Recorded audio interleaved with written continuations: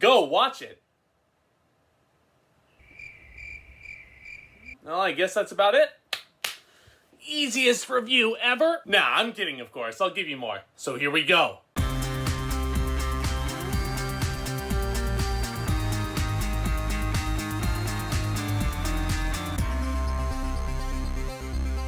Hamilton was directed by Thomas Kail, written and composed for the stage by Lin-Manuel Miranda, who also stars in this musical as Alexander Hamilton. And this show basically tells the story of our first Secretary of Treasury, Alexander Hamilton, and this show is told through the wonderful musical genre of hip-hop music. You heard me. I think only the 7 people who have never heard of Hamilton will have gotten that by this point. Divided into 2 acts, this musical depicts the life and career of Alexander Hamilton, played by Lin-Manuel Miranda, an immigrant from the Caribbean island of Nevis. The first act covers Hamilton's arrival in New York City in 1776, his work as an aide to General George Washington, played by Christopher Jackson, during the American Revolution, and how he met and married Eliza Schuyler, played by Phillipa.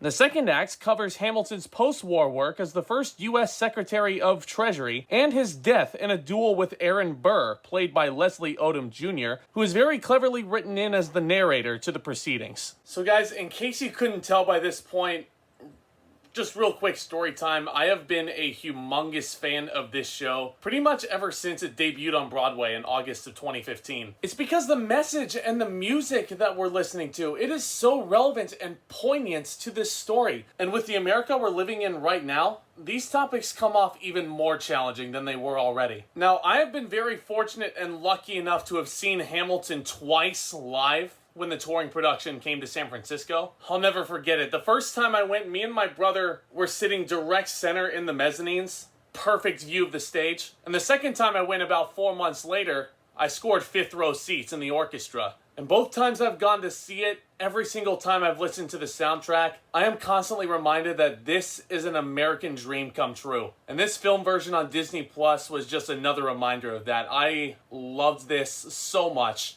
Disney was absolutely brilliant in coming up with the idea to move the release of this up a year and putting it right on Disney Plus in a time where we're not really getting our live theater fixed right now. A genius move for a genius musical. This is such a brilliant idea on the part of Lin-Manuel Miranda. And this is a production, of course, inspired by Ron Chernow's biography of this very fascinating historical figure who can be seen every day nowadays on our $10 bills. Now, unfortunately, I can't remember the name of this documentary right off the top of my head, but my professor showed it to us last semester in our musical theater history class. And basically, Lin was talking about how he was reading this book pretty much shortly after his opening of In the Heights on Broadway, because he was looking for new ideas for new shows, and he comes across this book and he starts reading it, and Lin is basically talking about how in a modern retelling setting, Alexander Hamilton's story is a hip-hop story. Brilliance. Sheer brilliance. And Lin-Manuel Miranda as Aham is legitimately perfect here. He received a Tony for writing the book and the compositions in this show, which are so frantic and fast-paced, just like this character's way of thinking. Excuse me when I say this, but it felt to me like Lin-Manuel Miranda was writing this show like he was running out of time. And such clean verses he was dropping throughout this show. His enunciation and his technique was so impeccable, and that's a big thing for theater, is enunciation. I understood every single word out of this guy's mouth. My favorite number of Hamilton's is probably My Shot, which is near the beginning of the show. One of my professors at college once said that it was the quintessential I Want song. I couldn't have put it any better, honestly. And not only that, but he shows so much emotional range throughout this production. Very strong performance. I respect Lin-Manuel Miranda so much for not only his methods of storytelling, but as an artist also, what he was able to accomplish here, it's groundbreaking. Leslie Odom Jr. as Aaron Burr. Wow. He won a Tony for this performance, and it was definitely a well-deserved win in my opinion. He is so great here. His singing voice is so smooth and so wonderful. They're perfect characteristics to fit the calm-natured character he's portraying here. Well, and also the notes that he's able to hit on numbers like The Room Where It Happened. Yes. Now, as a character, I think Burr's evolution, as presented in this show, super fascinating.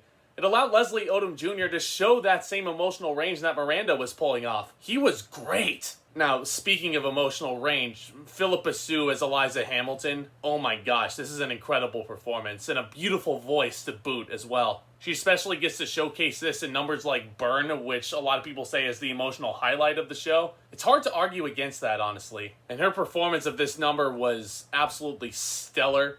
When I went to go see Hamilton live, once Burn came on, once it ended, there was not a dry eye in the room. And Renee Elise Goldsberry as Eliza's older sister Angelica gets a ton of chances to shine, and she is absolutely wonderful in those spots as well. Angelica is a pretty interesting character because she's someone that loves Hamilton herself, but she can't pull the trigger on a relationship with him because she is forced to basically marry into a rich family, which is, the more I think about it, just really messed up. But the sisters are all wonderful. Their intro number is a lot of fun near the beginning of the first act. Stellar performances from them. How about Christopher Jackson as George Washington? He has the most welcoming presence I think I've ever seen. And very similarly to the actor I saw in San Francisco, his demeanor throughout the show reminded me a ton of President Obama. Very welcoming, very empathetic, but not afraid to be honest with all of his people. In other words, that's what I'm looking for in a president. Sorry, a little bit off the cuff there. I also would like to mention that George Washington in this show has the most badass entrance in all of Broadway history, and it's not even close. You guys probably know what I'm talking about. Right-hand man. Such an amazing entrance. But not only that, honestly, there were a lot of moments where I was tearing up watching some Washington scenes. Especially when Washington is confiding in Hamilton that he's stepping down from the presidency after his second term. Goosebumps City. And my dude David Diggs is in this as well. He has to play two different characters. He plays Marquis de Lafayette in the first act. In the second act, he shows up as a game show host-esque Thomas Jefferson. I did not misspeak there. That actually brings me to one of my personal favorite aspects of the show, was how they presented the historical rivalry between Hamilton and Jefferson. I'm not even kidding when I say this. To those of you who have never seen Hamilton, this is getting into mild spoiler territory, but this rivalry is mostly presented through something called the cabinet battles, which are essentially the cabinet meetings presented in the style of 8 Mile battle raps. I mean, you can't find this stuff anywhere else, guys. Now, I mentioned that Diggs plays 2 separate characters. As a matter of fact, a good number of this cast has to play multiple roles, in addition to the ensemble. I gotta commend them all for their work on this. 99.9% of the time, I couldn't tell it was the same actor playing 2 different people, because the characters were so investing and the performances were so on point that I didn't even really notice it was the same person. Kudos to all the cast involved with this. This is truly an amazing, amazing show performance-wise. Before I move on, though, there is one more member of the cast that I would like to talk about. Jonathan Groff as King George. So those of you wondering, yes, this is the same King of England that you're thinking of. Groff's appearance in Hamilton is very selective and very brief in the long haul, but anytime he appears on stage,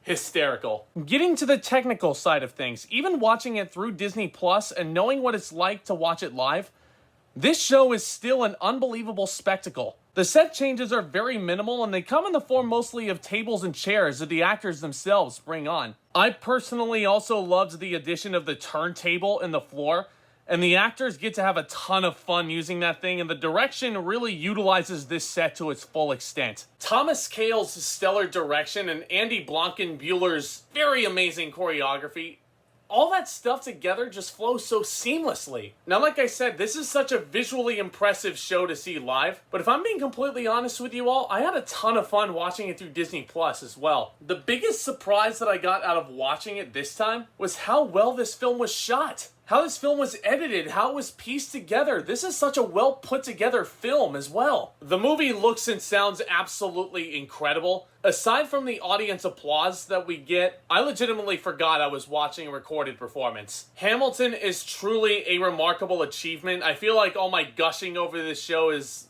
leading into where you think my grade is going, but I don't see any problems with this thing. I'm gonna give Hamilton an A+.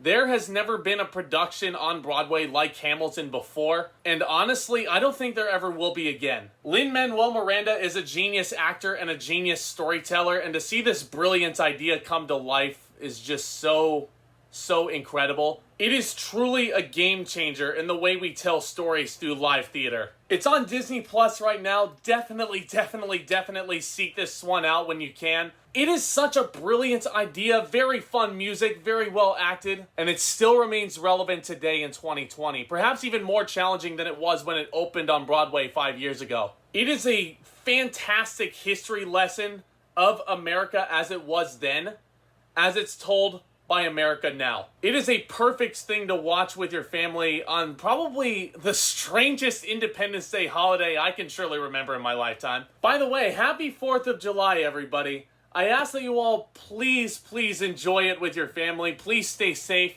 be smart, wear your masks, and we'll get through this sooner than we think. United we stand, guaranteed. Guys, thank you so much as always for checking out this video. If you like what you're seeing from me, don't forget to hit that subscribe button down below as hard as you possibly can. It's a great support to the channel. I greatly appreciate it. You guys rock, honestly. Thank you all so much again. Look forward to more reviews from me very soon. And with all that being said, back talk, commence.